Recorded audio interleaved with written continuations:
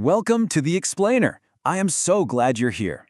Okay, we are diving right into something that sounds incredibly niche, but is actually absolutely fascinating. We're talking about the SASB metric FBRN 150A.1. Now stick with me here, because this is the exact standardized metric the entire restaurant industry uses to track their food and packaging waste. But first, I want you to picture something for a second. Think about your favorite takeout order. What actually happens to all the waste generated before that food even reaches your table? Imagine the whole life cycle of that single meal. Behind the scenes, way before you take that first bite, there's this massive, complex web of packaging, deliveries, kitchen prep scraps, and operational waste. And honestly, this hidden life cycle creates a huge environmental and financial headache for the entire restaurant industry. So, how do we tackle this giant issue? Well, we turn to the SASB standards. These are actually now overseen by the ISSB, the International Sustainability Standards Board.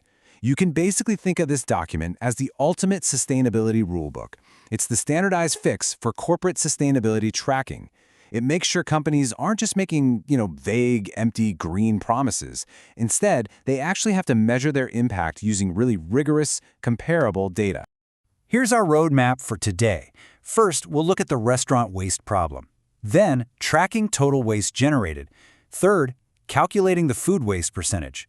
Fourth, measuring diverted waste. And finally, why these metrics actually matter.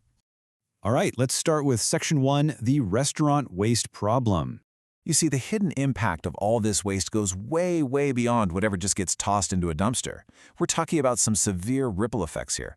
First off, there's a massive resource loss. Think about all the wasted water, energy, land, labor, and capital that went into growing and producing food that literally never gets eaten. Plus, you've got greenhouse gas emissions pumping out from decomposing food sitting in landfills. Add to that the heavy cardboard and plastic packaging from constant supplier deliveries and the absolute mountain of disposable tableware at limited service spots. So we're really looking at a critical issue of lost capital and a major driver of climate change. Moving on to Section 2, tracking total waste generated. Okay, to really wrap our heads around the massive scale of corporate restaurant operations, we have to look at the required unit of measurement. Guys, we aren't talking about pounds or kilograms here. No way. The standard strictly mandates that total waste is measured in metric tons. Metric tons! That alone should give you an idea of the sheer, massive volume of material a large restaurant chain is handling, processing, and eventually just throwing away. So, what exactly counts towards those metric tons? Let me play data translator for you here. According to the standard, facility-handled solid waste, supplier packaging, and even the waste discarded inside the restaurant by customers, all of that counts. But here's the catch. The standard explicitly excludes waste that customers throw away off-site. So, say you take your to-go coffee cup home and toss it there, doesn't count. And even more importantly, it excludes surplus food that the restaurant can't use but is still perfectly fit for human consumption and gets donated. So donating good food actually doesn't count against a company's waste footprint. Pretty cool, right? That brings us to Section 3, calculating the food waste percentage. Now, the absolutely crucial thing here is understanding the incredibly precise accounting definition of food waste. By the book, it's defined as food and inedible parts removed from the supply chain. We're talking things like steak bones, melon rinds, or peach pits. Interestingly enough, the standard actually points out that what's considered inedible can vary a lot by culture and region, but pay close attention to what it excludes: processing agents. So the water they use to wash the vegetables or the cooking oil bubbling in the fryers, that stuff is totally excluded from this specific food waste metric.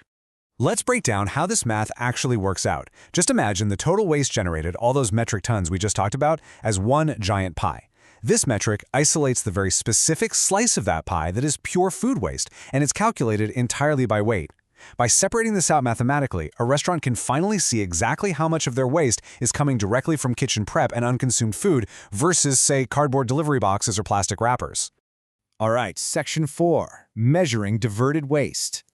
Waste diversion is basically the good news metric. It's all about what successfully avoids the landfill. The standard breaks this down into 3 official paths of diversion. First, reusing materials for the exact same or a similar purpose. Second, recycling them into new components. And third, remanufacturing them into final products. Now here's a fantastic little detail straight from the source. Composting food scraps, and even recycling old cooking oil to use for energy, are both officially counted right under that recycled umbrella for this metric.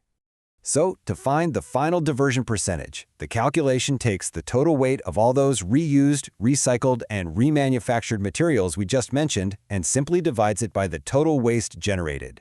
This percentage really represents the company's ultimate victory. It's the exact fraction of their total waste footprint that was successfully pulled away from the landfill and given a productive second life. And finally, Section 5. Why these metrics matter. So why do corporate boards and investors care so deeply about this? Well, it's because mastering these exact three metrics, total waste, food waste percentage, and diverted waste, directly translates into real business value. Step 1. Tracking all this helps restaurants anticipate evolving local packaging regulations, which helps them avoid massive compliance nightmares down the road. Step 2. It directly reduces operational and waste handling costs. Because let me tell you, hauling away metric tons of garbage is seriously expensive. And Step 3. It improves brand reputation with consumers who are increasingly demanding sustainability. Ultimately, getting a handle on these metrics means greater operational efficiency, lower costs, and a much stronger market share. Which leaves us with this final thought. Next time you're scraping your plate at a restaurant or tossing a takeout container into a bin, how will knowing these corporate metrics change your perspective on where you choose to dine? You know, once you understand the rigorous accounting going on behind the scenes, every single meal becomes a window into a company's true efficiency and impact. Thank you so much for joining me for this explainer today. Keep staying curious, and I'll catch you next time.